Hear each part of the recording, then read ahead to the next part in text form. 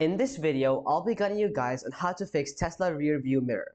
So first of all, you will need to guide yourself onto this website, tesla.com/owner's manual, and then proceed to select the car that you own. For the sake of this video, I'll be choosing Tesla Model X.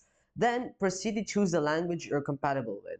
In this case, I'll be choosing English. Then you'll be redirected to a page with a bunch of options to the left. Here, I want you to click on the drop-down arrow besides driving, and then click on mirrors.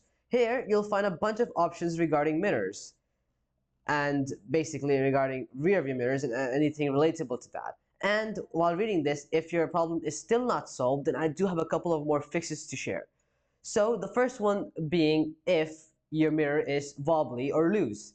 The fix for this is to try gently pushing the mirror back into place. If it's still loose, tighten any screws or clips holding it. The tools you might need for this are a torqued screwdriver and perhaps an adhesive.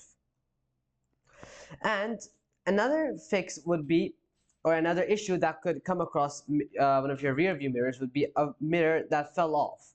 To fix this, clean the windshield and mirror mount with alcohol. Apply rear view mirror adhesive, which is available at auto stores, and press the mirror back into place. Let it dry as per the instructions. Another issue that you could come across is auto dimming or heating not working. To fix this, check for disconnected or damaged wiring. If necessary, remove the mirror cover, inspect the wiring, and connect it again properly. Another issue that you could come across would be a camera or sensors malfunctioning. To fix this, if your Tesla has a rear view mirror with sensors or cameras, ensure they are not blocked by dirt. A software reset might help as well. And lastly, an issue you might come across would be to replace a broken mirror. To fix this, order a replacement from Tesla or a third-party supplier. Carefully pry off the old mirror with a plastic trim tool and then disconnect the wiring and snap in the new one.